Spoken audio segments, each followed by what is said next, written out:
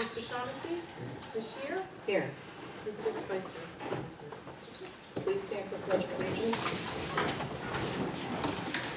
Pledge allegiance to the flag of the United States of America and to the republic for which it stands, one nation, under God, indivisible, with liberty and justice for all. Please be seated. So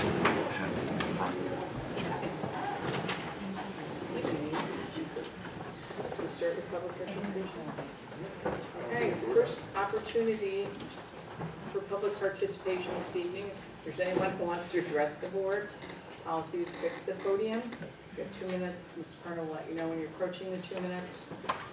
And we speak only on issues. This evening, we have this one-item agenda, the budget for fiscal year 2019-2020. So, Please, everyone, go green. here. There it is. I'm trying to make the mouse go green. Thank you. Okay.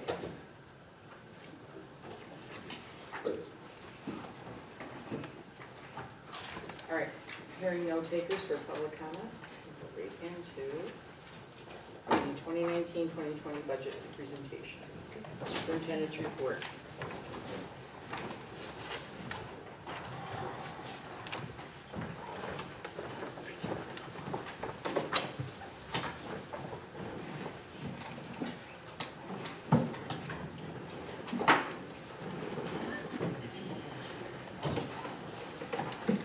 Good evening, everyone. So I'll go through this quick report, and I know all the board members have copies of the budget, or whether it's electronically or hard copies in your hand, to go through any specific questions about the budget. Obviously, there were some changes since the last time we met, knowing now that we have a state budget. So I'm going to go through this, and we can have questions at the end, or if you want, if there's something during the presentation you have questions about, please don't feel free to interrupt, and I will stop and do my best to answer. First, I'm going to start with what's going to be on the ballot this year. So again, first I want to say the vote is May 21st. It seems a little later, but it's May 21st this year, and there's only 3 items on our ballot. First thing is obviously the school district budget. The second is the warehouse lease renewal, and the third is the election of 4 members of the Board of Education. As always, our budget goals are pretty much the same every year.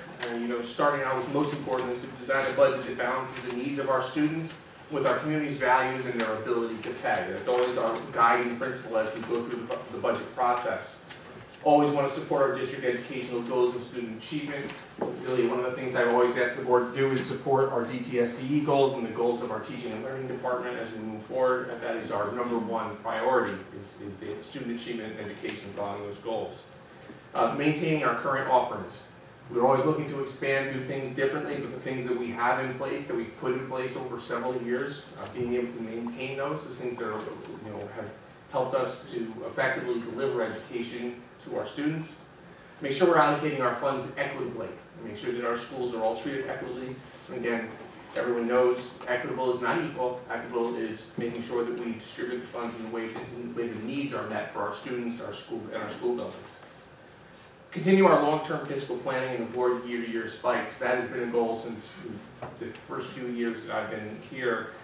We don't want to see those cliffs. We don't see those huge jumps. We like to be as predictable and as consistent as we can be, both for our planning and for our taxpayers. Provide for necessary building maintenance. This has been a focus of this Board of Education and this administration to make sure we have clean, safe, healthy, 21st century buildings and learning environments for our students.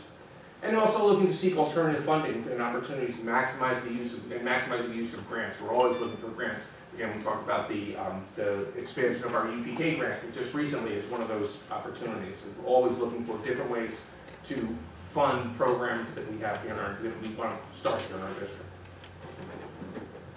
Tax levy limit, we talk about this every year. I think it's important to talk about it every year because I think people still don't always understand. I always say that everything's a 2% tax cap. It's not a tax cap, and it's never 2%, almost never 2%. It's a tax levy limit. And it's a calculation that I'll show you in a few minutes, and as I said, it's never, very rarely 2%. It's different for every school district, every year, and sometimes it's more than 2%, sometimes it's less. So it's not a 2% tax cap, it is a tax levy limit. One of the things I think this board and this administration I'm pretty proud of is the fact that we've been able to keep our, to really keep our focus on understanding that what our community's values and their ability to pay. We've been able to stay at or below the tax levy limit every year since the tax levy limit has been put into place. Tax levy limit calculation, you've all seen this many times. As I've always said, it's not a tax cap, it's a tax levy limit, and it's an 8-step calculation that tells us what our tax levy is. And as I also said, it's never very rarely 2%. It's different every year. It's different for every school district. 2 years ago, 1.35. Last year, 3.6. This year, 1.45. So again, different things go into that calculation, which change it year to year. This year, as I said, 1.45. That means we can increase our total tax levy for our taxpayers by 1.45%. Really, this is the big page. This is the thing that's on top of the easiest way to understand our budget or where we are. We talk about our appropriations. That's how much we need to spend moving forward for 2019, 2020. Our revenues, what we're receiving from the state, these are our state revenues, and then what that means as far as our tax levy is concerned. So our tax, we had good news this week. Most of you know this with the state budget. We had an increase in our foundation aid, which helped us close what was about a little more than $3 million gap. So we were pleased to see a foundation increase of about 5%, which was much more than we had expected. If you remember in the governor's proposal, the increase was quite small. So to see the Senate and the Assembly step in and work with the governor to see increase in funding for especially small city school districts was really a great thing for us here in Kingston. So you see that puts us at a tax where we have to put our tax levies for a balanced budget at that point would be at 2.7, which gives us a shortfall of about $1.3 million this year. State aid increases, just giving you just the numbers. Our state aid increases, our foundation aid, almost $2 million increase year to year. Community schools aid increase of about $258,000 year to year. Building aid, BOCES aid, transportation aid. Those are increases that you saw in a lot of those state runs that you've seen being sent around. Allocation of CONE and building sales, we talked about this a few weeks ago, and I told you we were looking at taking the proceeds from the sale of CONE and some other proceeds that we received, including some interest on pilots and interest on investments, putting them together and using them to also reduce the tax levy limit. So what we plan to do is put that in over 10 years, in increments over 10 years, to continuously keep that tax levy a little lower. And basically, I think the easiest way to say it is that money that came in for these buildings is taxpayer money, and we're giving it back to them. The key to this year's budget, and while I talked about a $1.3 million deficit we're still looking at, we feel very confident that that's a reasonable and manageable deficit. There's several different things we're looking at to get to a balanced budget.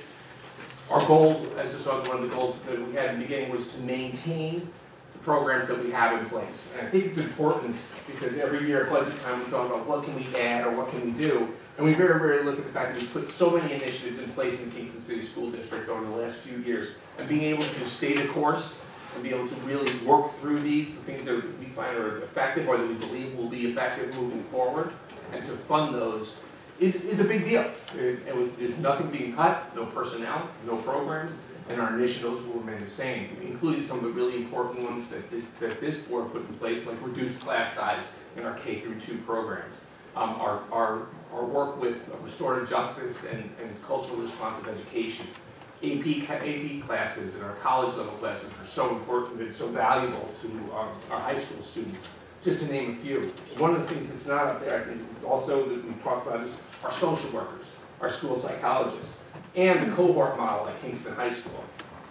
Again, a very important part of what we do, an important part of the increase in our graduation rate, looking at that cohort model. So being able to fund that, staff that, and make sure we can continue forward So we continue to see that trajectory as far as graduation rate. The only new program that we're putting in place was a priority of this board, and we started last year, is the Mahar pre-K program. So we are maintaining the things that we put, which will start in September of 2019. Just once again, talk about the Board of Education election. 4 open seats on the board. 3 trustees will be elected to serve 3-year terms, and 1 trustee will be elected to serve a 1-year term to fill out the vacant term that we have. Petitions are available from Mr. Perna, and they are due here in Sione by May 1st. Big change, very big change, and we're doing our best to communicate to our public about this, is the change in our polling places and our polling hours. This year, for reasons we've talked about on many occasions, we'll have new polling sites. We'll be moving to more centralized polling in 3 spots: J.W. Bailey Middle School, M.C. Miller Middle School, Kingston High School, and we also are putting out everywhere we can, to let people know where their polling locations will be. And our hours will be very different. Our hours will be 3 p.m. to 9 p.m. So it's important that we continue to try to get that news out to our community. And now I will entertain any questions from the board with the help of Ms. Shelby and Ms. Woodard. Mr. Olson is not with us today. He's not with us this evening? No, he's in Little Rock, Arkansas. Okay. I have a question. Is it not a 2-year term? The unexpired term would be a 2-year term. I thought the term expired in 2021. It is a 2-year. It is, I'm sorry, okay, so that's an answer. So we should change that. Okay, thank you.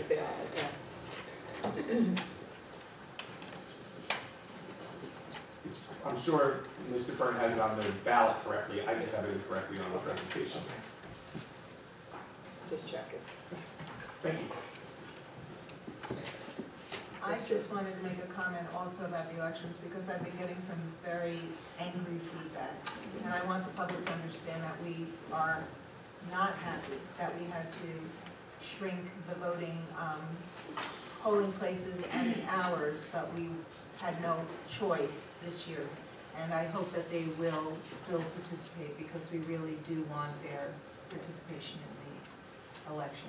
Part of the communication plan to get it out there to everyone is to make sure that we reach as many people as possible in as many different mediums as possible. But I think you're correct. I think the anger needs to be directed in the appropriate place, and that's not the school board. There's been some challenges with obtaining the machines that we have been able to obtain in the past. Many of you know there's a lot of different things going on with election and election law, and I think that has a lot of people worried maybe and concerned about the use of machines, but traditionally have a good partnership with the county and have our machines lended to us from the county Board of Elections. This year they were unable to give us the number of machines we had in the past. So again, we're going to continue to try to work with the County Board of Elections, with our county government to express to them the need for us to have machines and the hours and the locations that we need for our voters, for our communities, so they can be out and they can be heard.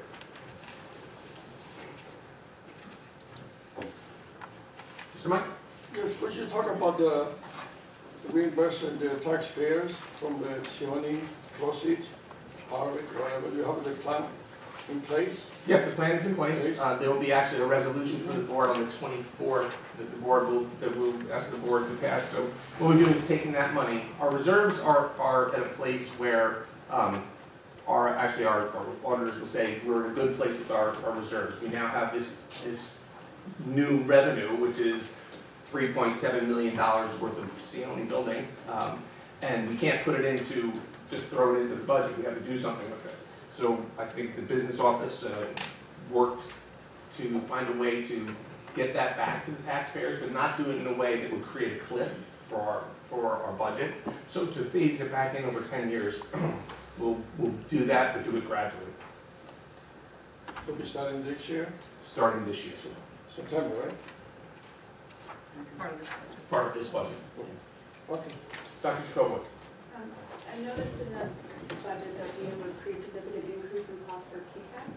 Yes. I'm a huge supporter of PTAC, but can you talk a little bit about why we're seeing that increase and what that means for our kids? One of the things that, well, there's one's an error and one, not an error, but an omission from last year. Last year, our budget did not include our seats at PTAC when we first put it in, so you'll see that includes, this year's budget includes the students that we were able to put in last year and this year's students. Okay. So it seems like a doubling of that, but it's. And so So how we- many will we have now? 72. 70, or budgeted. 70. And we, Kingston. Kingston City School District. Okay. And where are we in the trajectory? This is the first full graduating class for the 4 years, right? We are in year 6. We are. So this is the first real graduating class with the associate's degree. Right. And how many of our kids will graduate with an associate's degree? I think 12. And that's how many started? Right. We had some drop, we had some add, so at the beginning it was a little choppy, not this one, but we've maintained our 12 throughout. So we're going to continue to try to support that program. Obviously, the students that are going to that program are finding a great deal of success, and it's just a new and different environment for them, where they weren't necessarily finding success in a traditional school setting. So we're excited. I'm actually meeting with Dr. Corey to talk about the future tomorrow. And you know, at the high school graduation mark, so at 4 years, do those kids get a high school diploma so they count Yes. as graduates for our Yes. district? Ms. Jordan. In terms of the fact that our tax levy limit has dropped so dramatically from last year's, are we going to be in jeopardy of having an even lower tax levy limit because we are reimbursing or using it to modify the cost to our taxpayers? Do you know what I mean? Because I know that the. Putting this in, you mean, putting the Right. smoothing over time? Is that what you're talking about? Well, for next year, I know that the calculations include whatever we adopt this year. And that was one of the reasons we tried to modulate it to a kind of a midway point last year, so we wouldn't experience what we are experiencing. But I'm not, I don't know the calculations particularly, but I know that it is one of the factors that goes into the calculation going forward. I can hear Ms. Woodard up here whispering, so I think she wants to answer, so I'll let her Well, chime in. the beginning part of the calculation is the prior year's tax levy.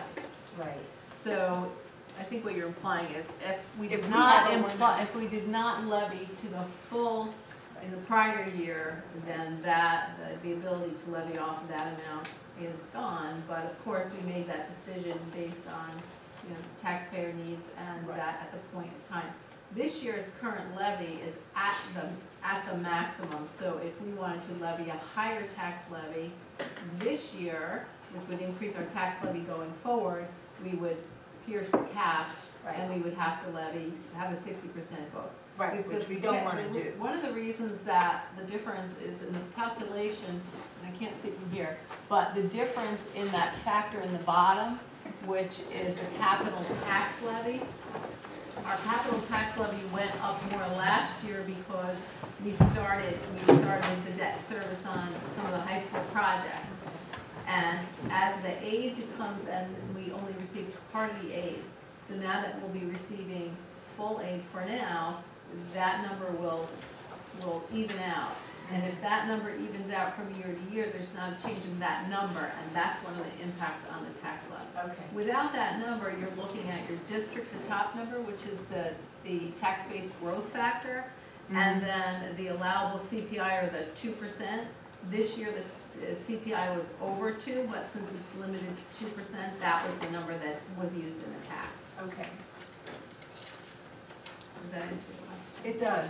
The other part of it, though, is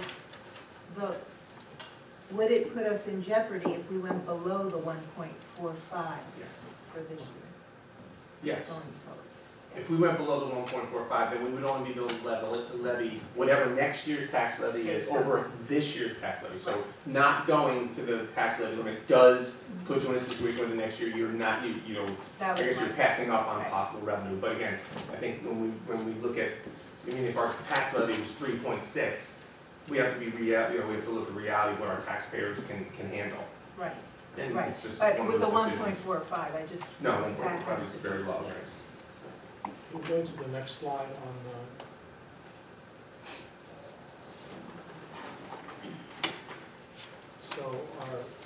so the 1,306,000 amount over the tax cap, is that before the allocation of the Sione proceeds? Yeah, no, this is all in.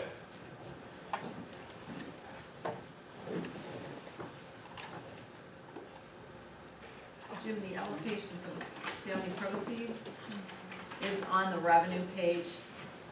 So that's included in the estimated revenues and appropriate reserves number on the front page.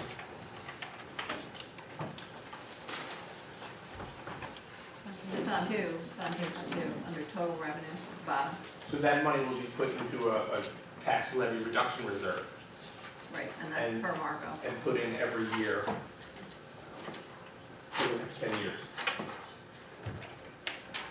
At the bottom of the page.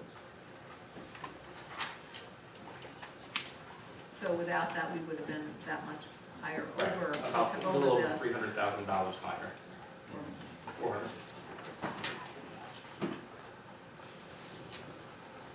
So how are we addressing this then?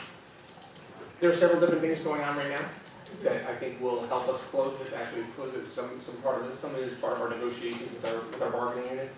Other things, again, things that we're looking at through our line by line continuous analysis of our expenses.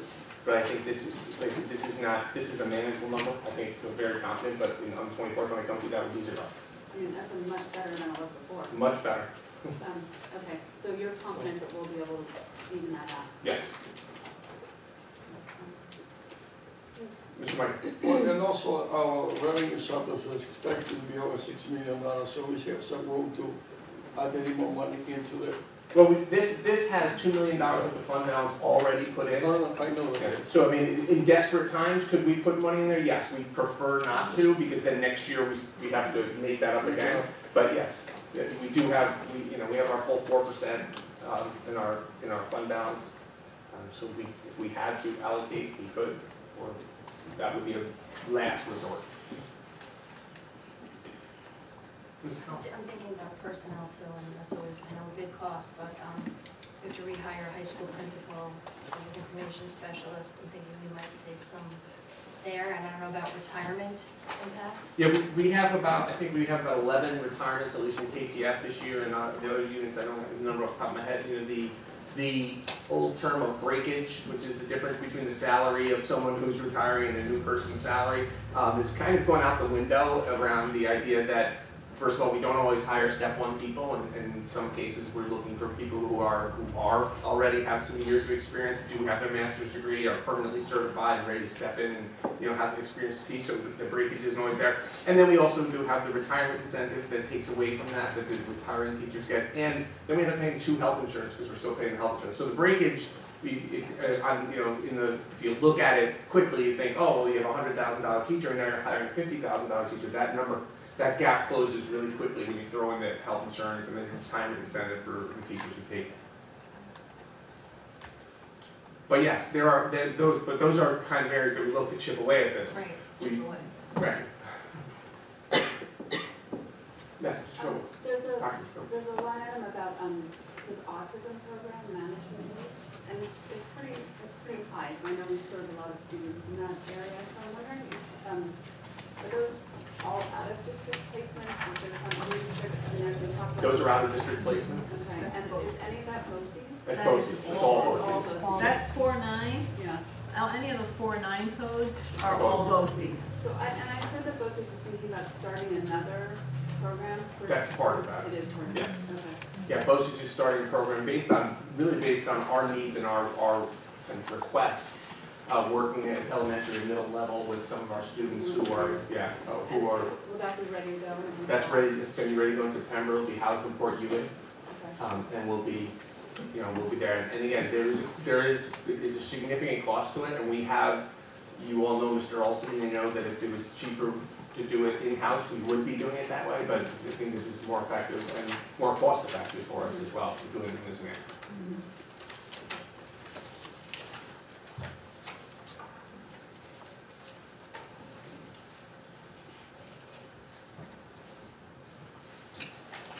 Mr. Michael? I'd just like to make a comment. I realize the cost of education has been skyrocketing in the last few years. I remember when I first got on the board in 2012, the same year you came on, our budget was $141 million. Today it's 182. And it's unbelievable how fast growing the cost of education. I guess it's growing faster than the college education. So I'm making a comment, it's not a question.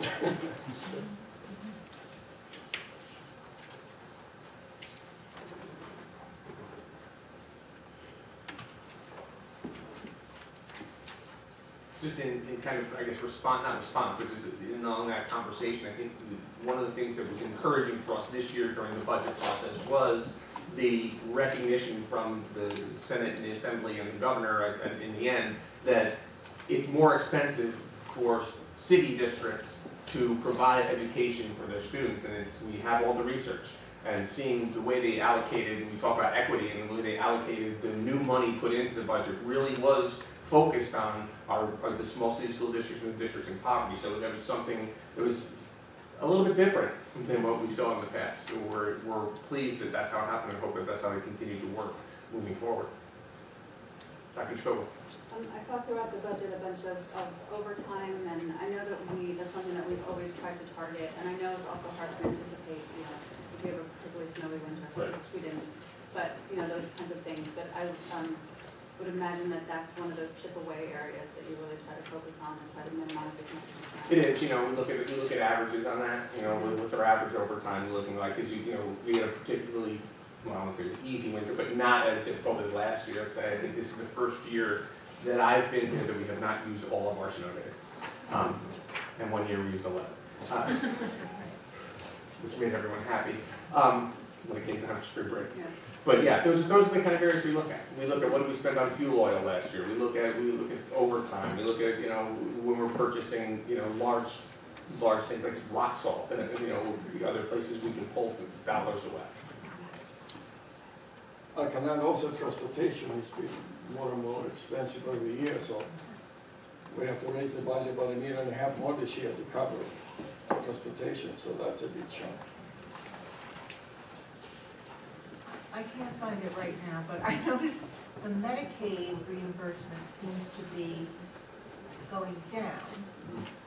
And I wondered, is that because the laws are changing in reimbursement? Because we have higher numbers of special ed kids, so I would have thought it would have gone up. No, actually, it is going down, and the level of reimbursement has been reduced around Medicaid. Do you want to answer? That? It didn't go down from last year, the amount we budgeted, in 16, 17. Excuse me, where is it? I can't. Oh, I'm find it sorry, now. page 2, the Okay. revenue. I knew I had seen it early. Yeah, I'm sorry. So, we actually contract out with a service out of Catskill to assist us with our Medicaid filings.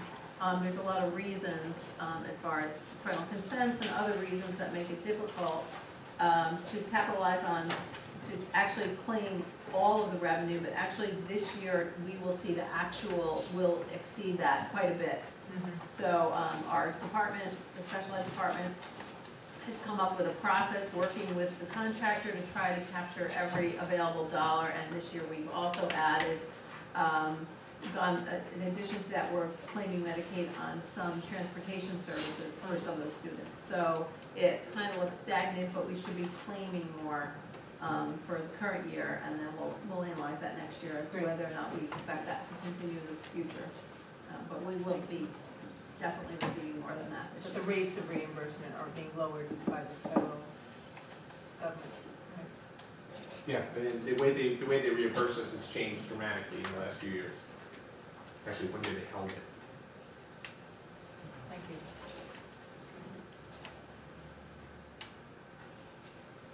Are we going to have enough money in the Board of Education to invest in all of the board retreats next year? Madam President noted that. I enjoyed the potluck, so I'm not, we had last meeting, so I'm thinking we should take less out so we get more home It is fun. cooking. Well, Yes, the and problem with potlucks is always, everybody brings for 9 people. So 9 times as much food as you need. Nobody cooks that week over. We have to bring takeout and things. You won't be going to New York City. right, we will not be going to New York City for the NISBA convention this year, so actually that probably would reduce the expense in the budget for Rochester this year. Rochester,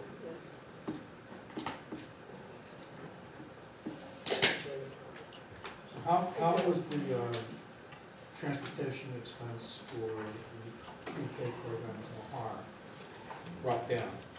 We actually eliminated a couple of buses. We're going to change our routes.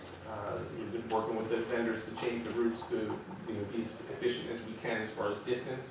And we went from 7 buses to 3 buses. So we brought that down.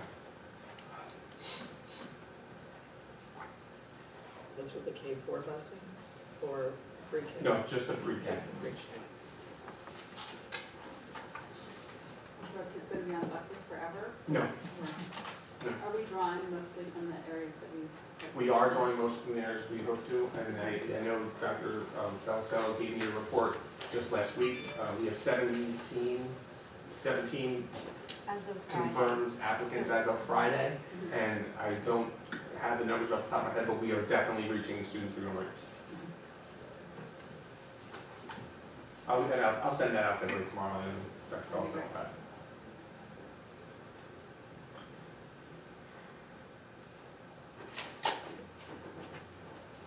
On that note, are there more registration days planned for the pre-K still? Yes. How many more? Well, the first thing is the registration is open all the time, anytime anybody wants. Yeah, well, So what's the- I rollouts should say and what's the- yeah, I think there's. I'll let Dr. Belisello speak to that.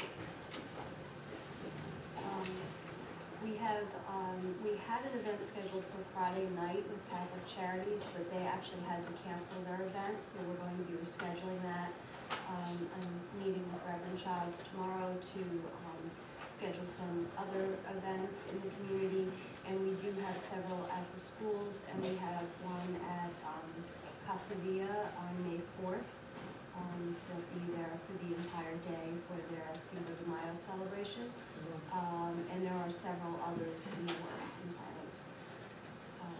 So that registered population may increase substantially. Amen. Thank you.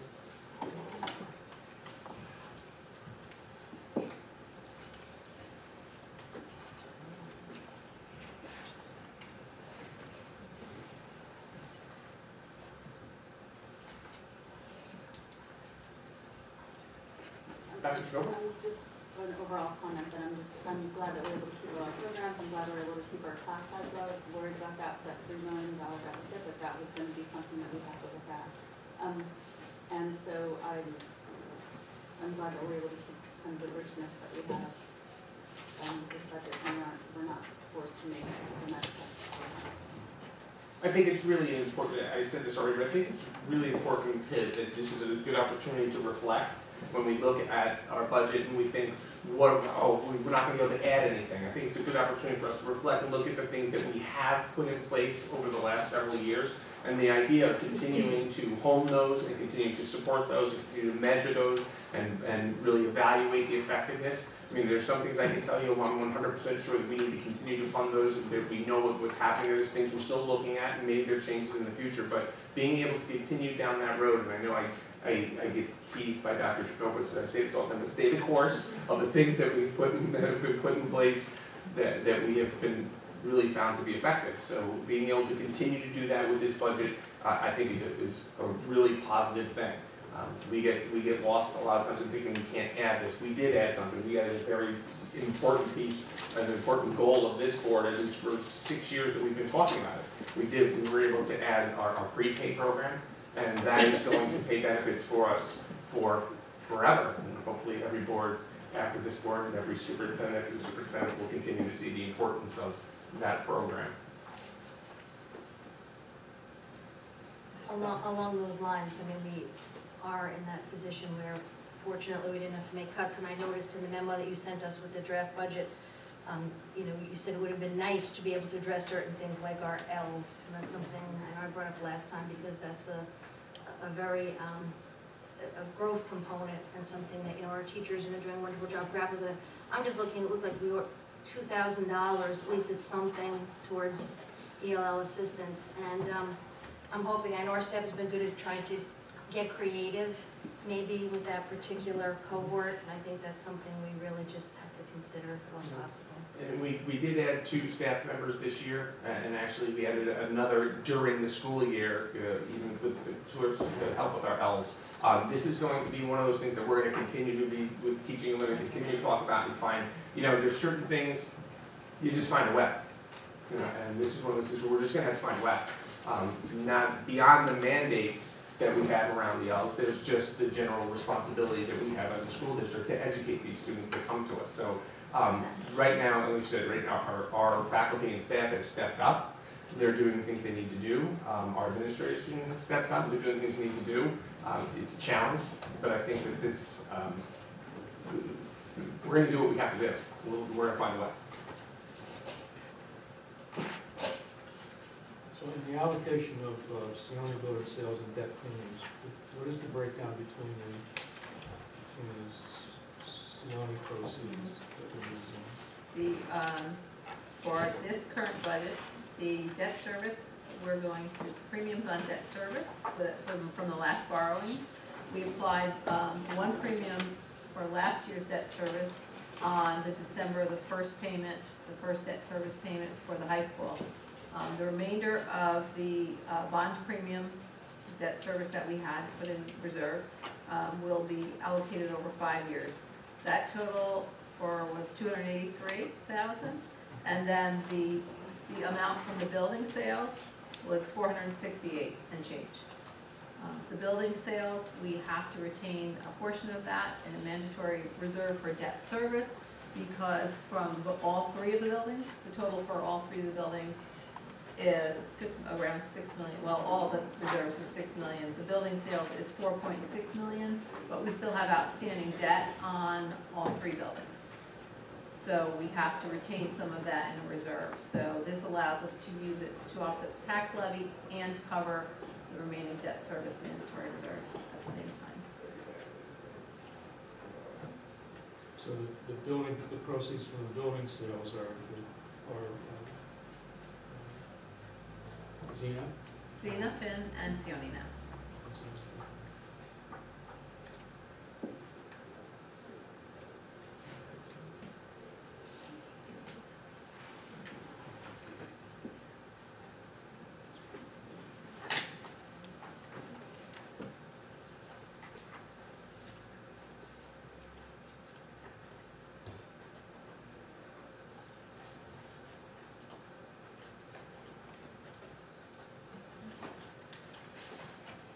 So the pilots, the revenue, increased revenue from pilots, that's an increase from pilots from last year?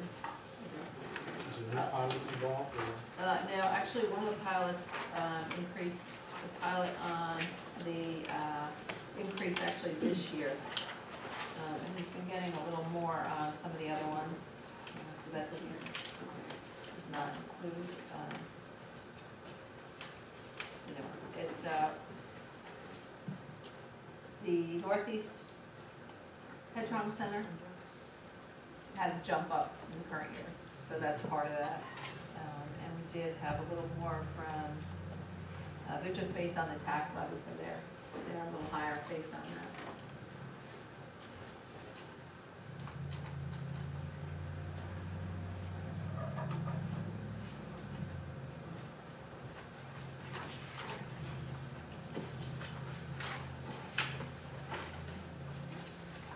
For the proceeds on the estimated general fund, are the proceeds from the Sione sale, are they included in that $8,950,000 and then subtracted out? If you look on page 2, at the bottom, the total revenues, to offset the appropriations and then the balance of the tax levy, on page 2 on the bottom, the 75 million.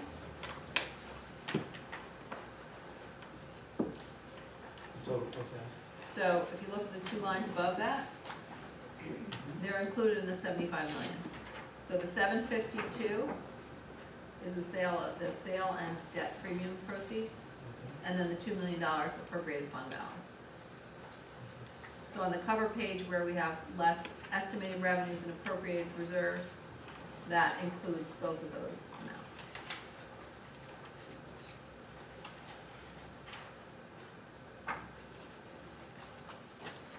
But I'm asked, on this spreadsheet that you. Oh, you're not looking at the budget, sorry. There's the fund balance spreadsheet. Your estimated Okay. fund balance was $8,950,000. Yes. That's the estimated fund balance after the calculations and after all the closing entries and after the reallocating the difference for the 4%. Right. That is before the tax reduction amount comes out. So that's inclusive of the sale of the Sione building? Yes or no?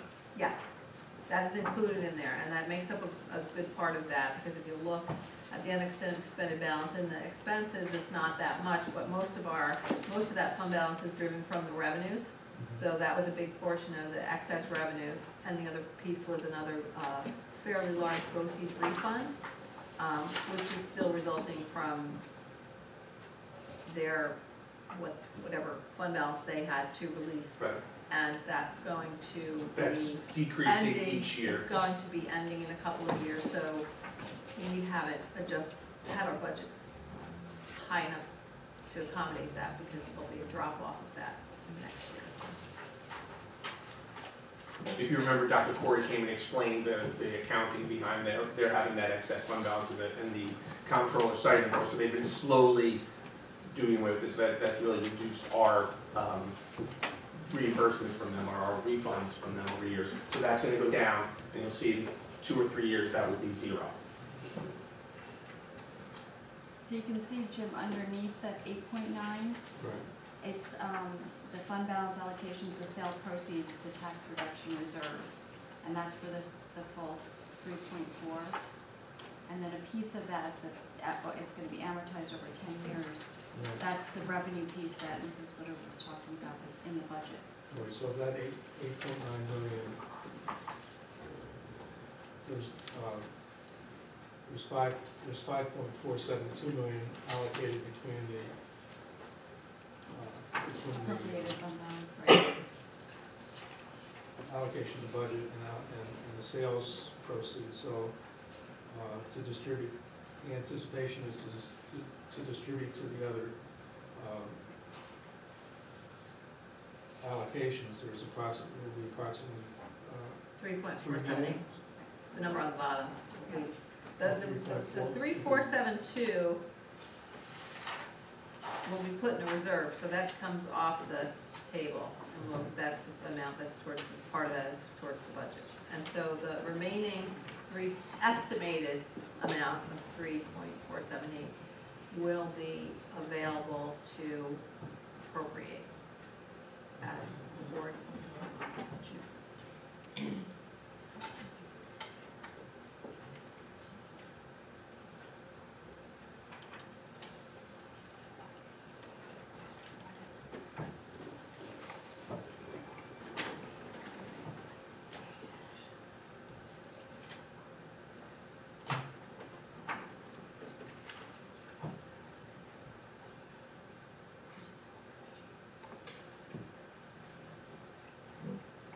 So when do we have to vote on the final budget before? April 24th. Next meeting.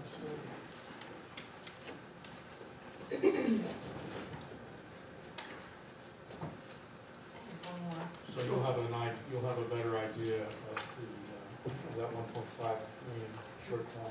The 1.3? Yes.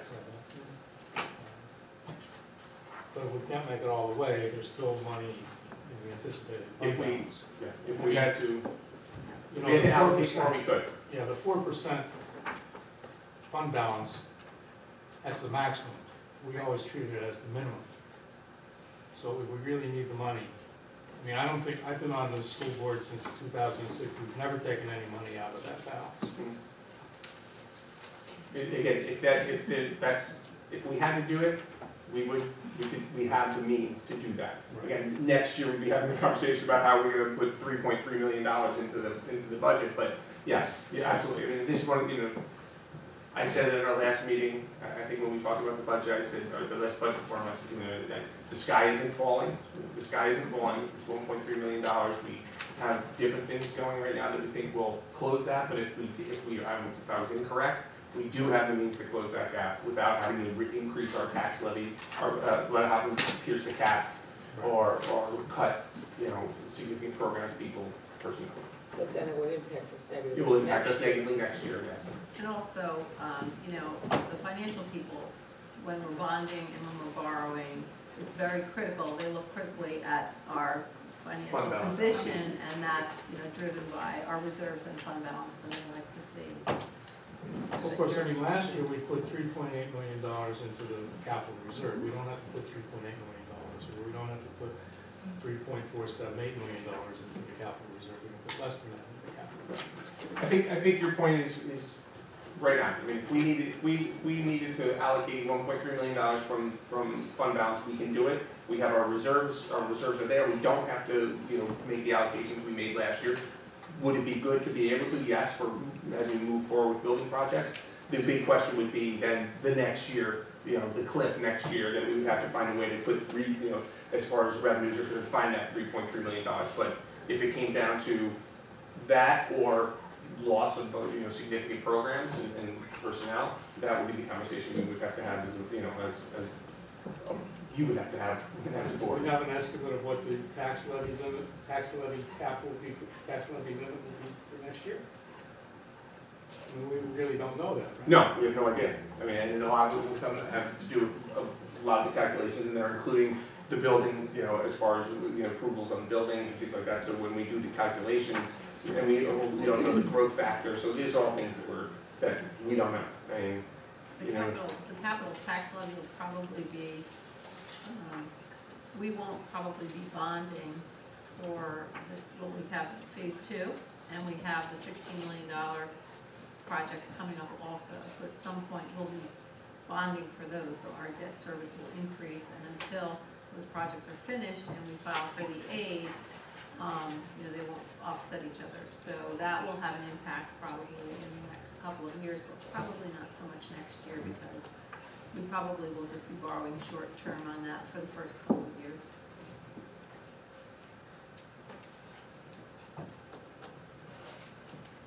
Mrs. Collins. I was just gonna ask, and I should probably know the time frame on this, but I see Dietz Stadium here. Looks like about $107,000 in expenditure. So might that change since we are in that negotiation? Yeah, I think status? that it could. My feeling is if and when this happens, it's probably going to cost us about the same that it costs us as park owners to be park leasers. Maybe a little less, not enough to significantly impact our budget though. But that's, Something to consider. yes. Looking at it, so. Thank you.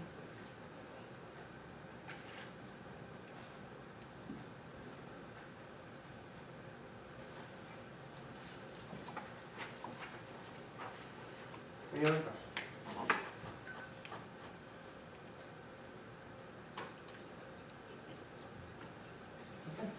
I want to, and one of the things that gets left aside is thanking Mr. Olson, Ms. Cliscioti, and Ms. Woodard, who are really the authors of that document in front of you, and the work that they've done and that they will do over the next couple of weeks on this budget to make it what we need to provide for our students. And I know we frequently will have meetings in here with people, with everyone from Sione, and I think it's important that everybody who works here realizes the impact they have and the impact is on students. and the work done in our business office to make sure we have the money. Money fuels what we do for kids, and being creative and being highly effective at your position, as has been shown through Mr. Olson and Ms. Woodard are, allow us to do many things we do, and we have a lot of luxuries because of their abilities, so I do want to thank them for the work that they have done and that they do.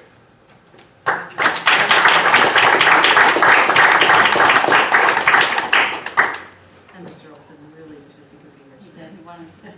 I only said that because Mr. Olson's not. We were going to Skype him. Thank you. Thank you.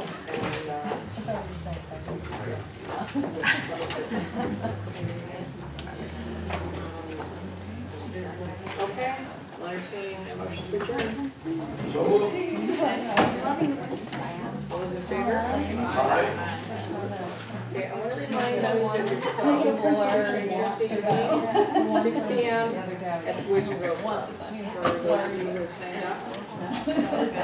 Next Wednesday, we'll be having a budget forum, also at 6 p.m., followed by board retreat on, so you want to talk about race. So if you haven't finished the book, please do.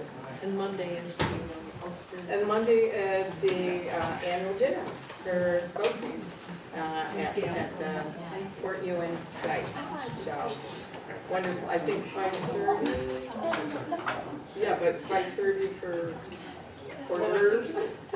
Is it 6? and then 6:30. Okay, I'll 6 check, and but 6:30. I'm pretty sure. Yes. Whatever Camille emails will be the correct information. For, Yeah, I did the day. Yeah, no, I let her know.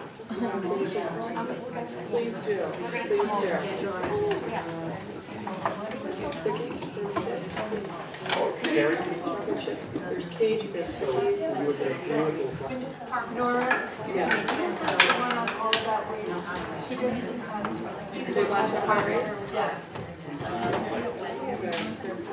Please don't do that. This was a real game.